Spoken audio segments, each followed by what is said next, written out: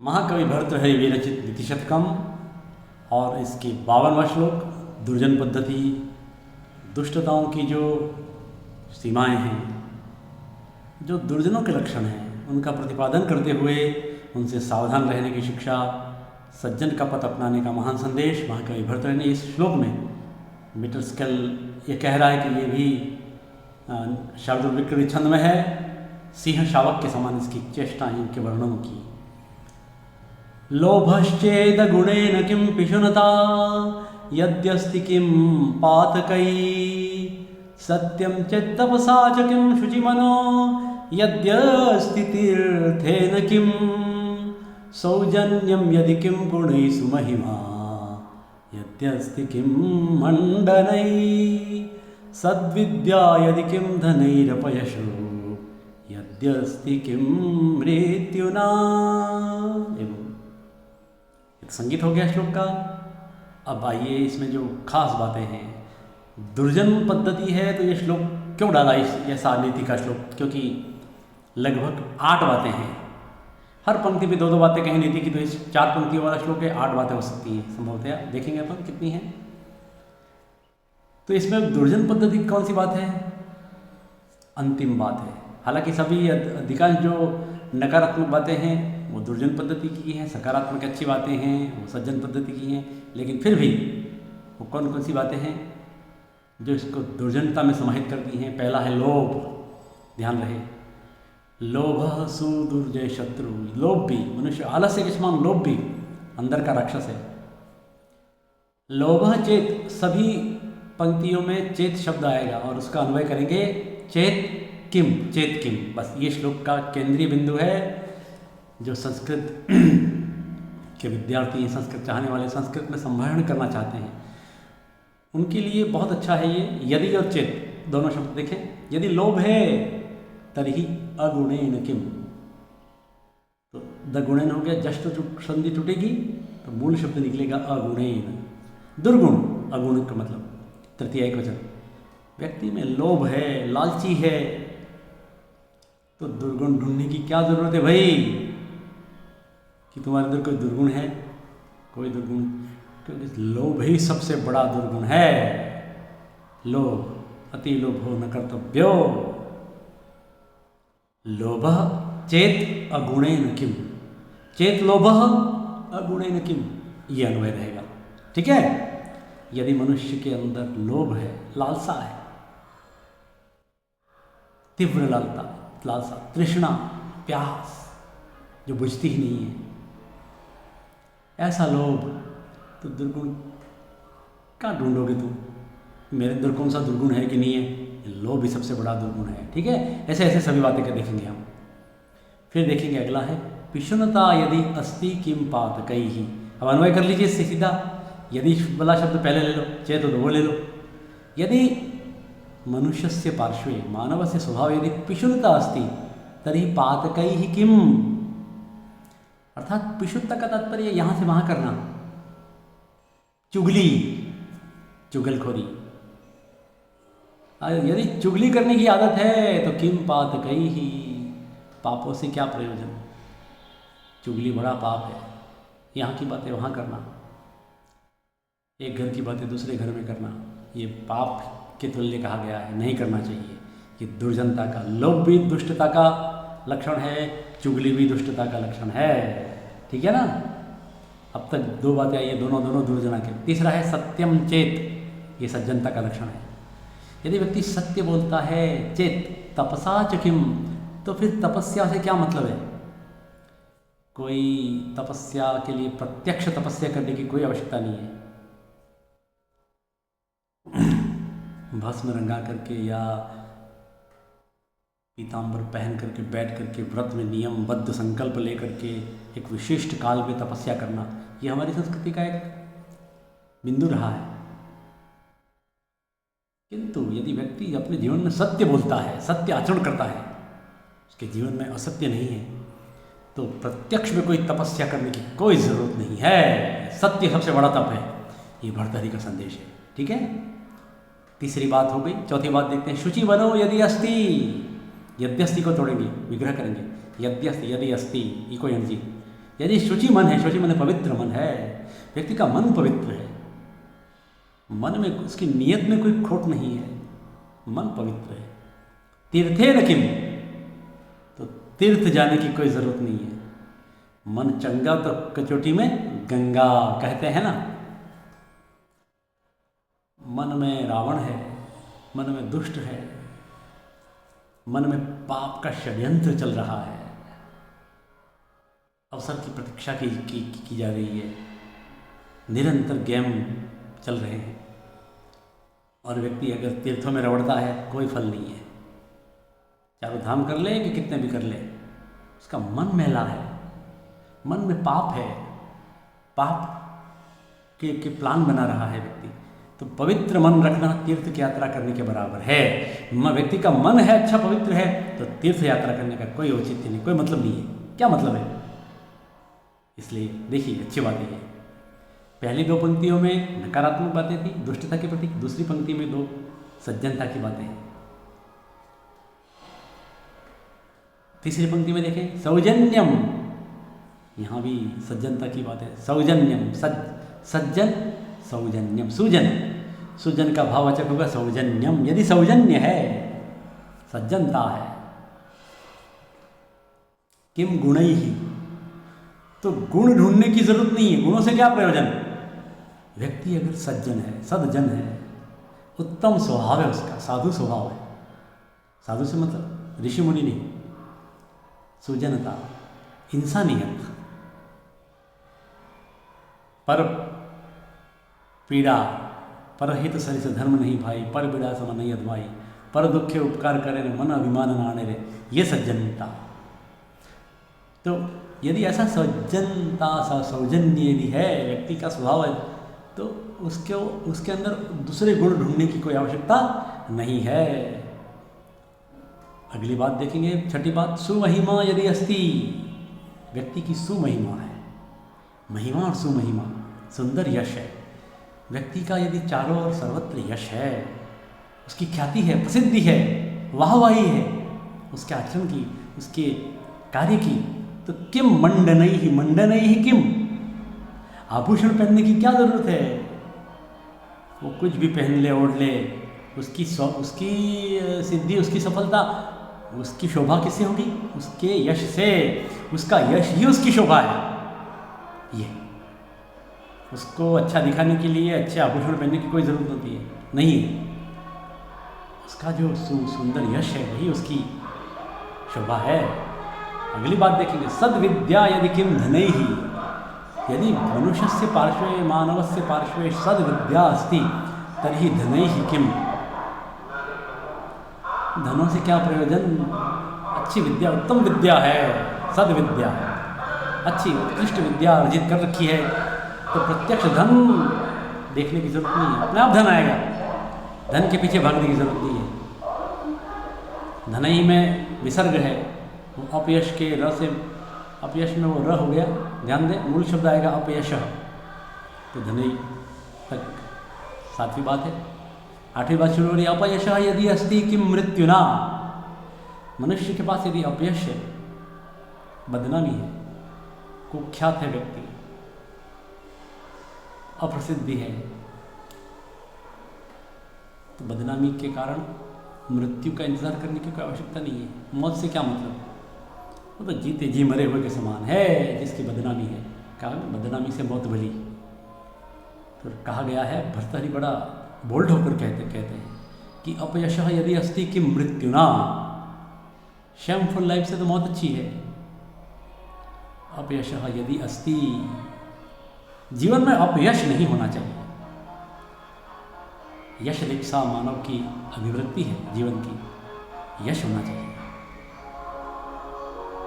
उसका अच्छे कार्य का, अच्छे व्यवहार का नाम लेते ही बहुत अच्छा, बहुत बढ़िया, चारों ओर यश होना चाहिए। व्यक्ति उसका नाम नहीं लेना चाहते हैं, घृणित समझते हैं नाम लेना भी, उसके अपने आचरण से, उसके बुरे व्यसनों से। तो मौत का इंतज़ार क्यों करेंगे? इसलिए जीवन की सार्थकता यश में है, वाहवाही में है, प्रसिद्धि में है, ख्याति में है।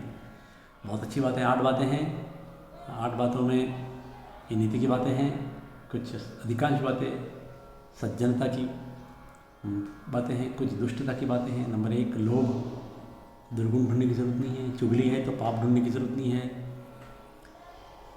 तीसरी बताई थी इसमें अपयश है तो मौत की आवश्यकता नहीं है, मृत्यु की आवश्यकता नहीं है। ये 3 बातें श्लोक में, 3 बातें दुर्जनता की हैं, बाकी सभी बातें सज्जनता का है। लेकिन सज्जनता का भी अगर उल्टा हो जाए तो दुर्जनता है, इसलिए हमको सज्जनता ही, संदेश तो सज्जनता का ही दिया है।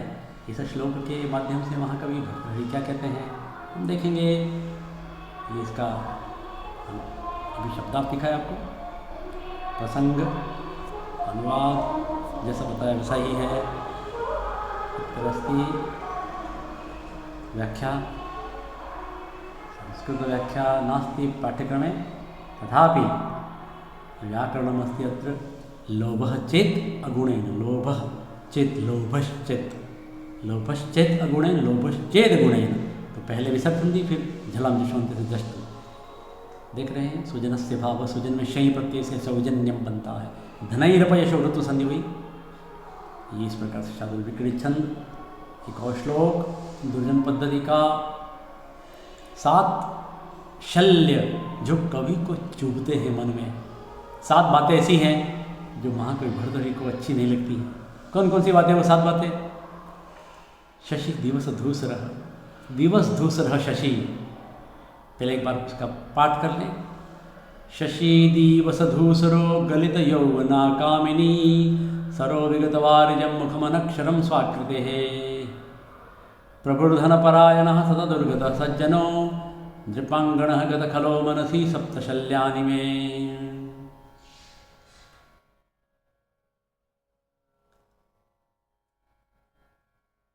शशि दिवस धूसर एक साथ पूरा शब्द है।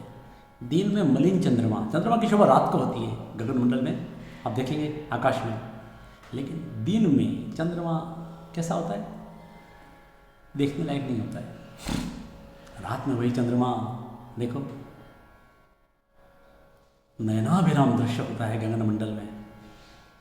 चांद पर न मालूम कितने गीत बने हैं, क्या क्या, लेकिन वो रात का है। इसको कहते हैं निशाकर, निशाकर कहते हैं, निशा का आकर है उसको। पद्माकर, चंद्रमा के लिए कितने कितने अनेक विध श्लोकों का विरचन हुआ है। लेकिन वही चंद्रमा यदि दिन में आंखों को खटकता है, कांटे की तरह चुभता है, क्योंकि वो शोभा, रात वाली शोभा दिन को नहीं होती है। तो महाकवि भर्तृहरि अपनी शैली में कहते हैं कि दिन में मलिन चंद्रमा, तो दिन में तो सूर्य का प्रकाश रहता है, इसलिए वैज्ञानिक दृष्टि से देखें तो चंद्रमा ऐसा ही रहेगा। लेकिन रात का चंद्रमा और दिन के चंद्रमा में कितना अंतर है। दूसरा है गलित यौवना कामिनी, कामिनी का मतलब स्त्री। स्त्री की शोभा उसके यौवन से होती है। बचपन आता है तो यौवन भी आता है, यौवन आता है तो वृद्धावस्था भी आएगी। किंतु एक यौवन स्त्री और एक वृद्धा स्त्री, तो जिसका यौवन गल गया है, यौवन रहित स्त्री कवि भर्तृहरि को खटकती है, शल्य की तरह खटकती है। शल्य का मतलब है कांटा। ऐसा क्यों होता है भगवान? तो आएगा वो तो, खैर उनका अपना सोच है, कवि की सोच है। सरो विगत वारिजम, विगत वारिजम सरह, सरह माने तालाब, तालाब है लेकिन जिसमें से विगतानि वारिजानि यस्मात् तस्मात् तम, ठीक है, कि उस समुद्र, उस तालाब को जिसमें वारिज माने कमल, कमल पुष्प नहीं है, कमल पुष्प रहित तालाब। तालाब की शोभा किससे होती है? किससे होती है? वारिज, वारिज, नीरज, तोयज, पयोज है ना, पयज, अंबुज, तो ये सभी कमल के पर्याय हैं। तालाब की शोभा कमल से होती है। जिस तालाब में कमल नहीं है वो तालाब तालाब नहीं है। क्या मतलब उस तालाब का? मुखम अनक्षरम स्वाकृते है, अनक्षरम मुखम स्वाकृते। व्यक्ति का अनक्षर, अनक्षर का मतलब पढ़ा विद्या रहित, आकृति है, सुआकृति है, स्वाकृति, सुंदर चेहरे वाले का व्यक्ति का ज्ञान विहीन मुख, अनक्षरम मुखम, मुख की शोभा किससे होती है? उसने क्या पढ़ाई की, वो विद्या अर्जित की, उसके चेहरे पे झलकनी चाहिए, बॉडी लैंग्वेज में, पढ़ाई उसके आचरण में आनी चाहिए। सुंदर आकृति वाले का अनक्षर मुख, क्योंकि अंदर से भोट है, आता ही नहीं कुछ, चेहरा सुंदर दिया है भगवान ने, इसलिए चेहरा सुंदर दिया है तो उसको बोलना भी अच्छा आना चाहिए, बात करना भी अच्छा आना चाहिए। प्रभुर्धन परायण, प्रभु स्वामी लेकिन धन का परायण, धन का लोभी, धन में ही उलझा हुआ है, ऐसा प्रभु, ये भी बड़े कष्ट है, दुख है, कभी कभी को कांटे की तरह खटकता है। स्वामी बनाया लेकिन धन परायण है, तो सोते जगते पैसा पैसा पैसा पैसा, ऐसा प्रभु किस काम का, ऐसा स्वामी किस काम का। सतत दुर्गतः सज्जनः, अगला है सदैव दुर्गति में पड़ा हुआ सज्जन। सज्जन है, अच्छा व्यक्ति है, श्रेष्ठ है, लेकिन दुर्गति में पड़ा हुआ है, कष्ट में है, सड़ रहा है बेचारा, कोई पूछने वाला नहीं है ये। और अंतिम है नृपांगणगतः खलः, राजा के दरबार तक पहुंचा हुआ दुष्ट, खल मन दुष्ट व्यक्ति पहुंच जाता है। आज भी ऐसा का ही जमाना है, सज्जन रह जाते पीछे। देखें, सज्जन की तो दुर्गति होती है, सज्जन बेचारे अपनी सज्जनता में गांव तक ही सीमित रह जाते हैं, और जो दुष्ट हैं वो संसद भवन तक पहुंच जाते हैं, पार्लियामेंट तक, लेजिस्लेटिव असेंबली तक। तो नृपांगणगतः, नृप के आंगन तक गया हुआ दुष्ट चला जाता है, वो सारे खेल और षड्यंत्र और बुद्धि के बल पर चला जाता है। तो ये इस प्रकार के 7 जो हैं वो कवि को क्षप्त शल्यानि मनसी, मन को 7 चुभने वाले 7 शल्य हैं, सप्त शल्यानि संति, 7 कांटे हैं। नंबर एक बार फिर से गिना दे। दिन में मलिन चंद्रमा, युवावस्था रहित स्त्री, वृद्धावस्था। नंबर 3 कमलहीन तालाब। नंबर 4 सुंदर चेहरा लेकिन अनक्षरम मुखम, भोट बुद्धि वाला, पढ़ाई रहित, अध्ययन रहित। नंबर 5 धन लोभी स्वामी। नंबर 6 सदैव दुर्गति में पड़ा हुआ सज्जन। सज्जन दुर्गति में पड़ा रहता है, नहीं पड़ा रहना चाहिए। स्वामी को हमेशा धन परायण नहीं होना चाहिए। सुंदर चेहरा दिया है तो भोंट नहीं रहना चाहिए व्यक्ति। तालाब है तो कमलहीन नहीं होना चाहिए। ये कुछ बातें हैं। और सदैव दुष्ट ही राजप्रासाद तक पहुंच जाए और अपनी चलाए, ये अच्छी बात नहीं है। ये इस प्रकार से 7 बातें खटकती हैं। ये यहाँ पर कवि को ये बात वही जो मैंने आपको बताया है वही है, नोट करें। मन में चुभने वाले 7 कष्ट नहीं होना चाहिए, ये त्राण करना चाहिए। राज्यसभा में प्रपंच से पहुंचा हुआ दुष्ट, प्रपंच से पहुंचा हुआ, प्रपंच पहुंच जाते हैं, आज भी पहुंच रहे हैं और अपनी चलाते हैं। फिर वो अपने धन बल पर बाहुबली बन जाते हैं और लोकतंत्र की धज्जियां उड़ाते हैं। ये श्लोक 2000 साल पुराने, लगभग हम इनको हजारों साल पुराना कहें, लेकिन आज के युग में पढ़ाने की प्रासंगिकता यही तो है। पहले राजतंत्र था तो लोग या कहेंगे राज्यसभा में, आज यूँ कहो कि राज्यसभा में या लोकसभा में प्रपंच से पहुंचा हुआ पहुंच जाते हैं। क्या करो, इनमें कुछ कमियां ना हो तो ये 7 शोभादायक बन सकते हैं, अन्यथा कांटों की तरह चुभते हैं। अगला श्लोक, ये पृथ्वी छंद था इस श्लोक में। अब अनुष्टुप छंद दिख रहा है आपको, आज का अंतिम श्लोक, फिर कल पढ़ेंगे। न कश्चित् चंडकोपानामात्मीयो नाम बुभृजाम होतारम अपि जुहानम स्पृष्टो दहति पावकः। बहुत शानदार, बहुत अच्छा छोटा सा श्लोक है, लेकिन अर्थ क्या कि न कश्चित चंडकोपानम आत्मीय नाम बुभृजम। बुभृजम माने राजा, षष्ठी बहुवचन है, बुभृत बुभृजाम, बुभृतः बुभृतः बुभृजाम। राजाओं का अपना कोई नहीं होता है, क्रोधी राजाओं का अपना कोई आत्मी नहीं होता है, कोई न कश्चित नहीं होता है कोई। चंड क्रोधी, कोपान चंड प्रचंड भीषण क्रोध वाले राजाओं का आत्मीय कोई नहीं होता है, कोई व्यक्ति आत्मीय नहीं होता, सब दूर दूर भागते हैं उससे। बात यही कहना चाह रहे हैं, राजा को खूब क्रोध नहीं करना चाहिए। राज व्यवस्था में अनुशासन बनाए रखने के लिए क्रोध होना चाहिए, लेकिन प्रचंड कोप क्रोध वाले राजाओं का कोई पास में नहीं पटकता है जो उसको हित की बात कह सके। इसको उदाहरण से समझाते हैं इस बात को कि होतारम, होता को भी, होतारम, होता कौन? आहुति देने वाला होता कहलाता है। हु धातु में त्रिच प्रत्यय लगेगा, होता। तो यहाँ होता का मतलब हवन करने वाला, और द्वितीय एक वचन होतारम, होतारो, होतार। तो होता को, आहुति देने वाले को, हवन करने वाले को, अपि भी, जुवानम, जुवानम का मतलब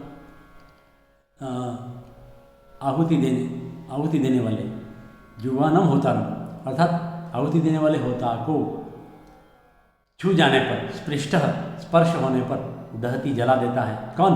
पावकः। पावकः जुवानम होतारम स्पृष्टः सति दहती, छू जाने पर होता को भी जला देती है अग्नि। जिस अग्नि में होता आहुति दे रहा है, ओम अग्नये स्वाहा करके अग्नि दे रहा है ना होता यज्ञ में, अगर जरा सा गलती हो जाए और उस खाद अंदर चला जाए तो क्या अग्नि को प्रसन्न करने के लिए जो व्यक्ति यज्ञ कर रहा है, अग्नि उसको नहीं जलाएगा, छोड़ देगा क्या? स्पर्श करने पर, छू जाने पर होता को भी अग्नि जला देती है, जला देता है। अग्नि पुल्लिंग शब्द है। उसी प्रकार राजा लोग क्रोध के वशात, प्रचंड क्रोध में अपनों को भी लील लेते हैं, अपनों को भी नहीं बख्शते हैं। इसलिए ऐसे राजाओं से सावधान रहना चाहिए। भीषण राजाओं का, भीषण क्रोधी राजाओं के पास ज़्यादा नहीं, अगर उनके उसमें आ गए तो हम उनके क्रोध का पात्र बन सकते हैं। तो निरंकुश राजाओं को यज्ञ की अग्नि के समान कहा गया है, जो क्रोध के वशीभूत होकर के अपनों को भी नहीं छोड़ते हैं। यही बात है, अत्यधिक प्रचंड क्रोधी राजाओं से सावधान रहना चाहिए। ये श्लोक है, निरंकुश शासन वाले क्रोधी राजाओं को यज्ञाग्नि के समान दाहक और भयंकर बताया गया। ऐसा दुष्ट राजाओं का आश्रय नहीं लेना चाहिए। व्याकरण देखिए, कश्चित चंडः, थोड़ा सा यहाँ दिवस दूसरे को इस प्रकार हो गया। बुभृजाम शब्द देखेंगे हम, षष्ठी बहुवचन, होतारम, होत्रिच। स्पृष्ट में स्पृश धातु है और त प्रत्यय है, पौवकः पावकः, इस प्रकार अनुष्टुप छंद। अगला श्लोक अगले कालांश में देखेंगे। ओम तत्सदिति।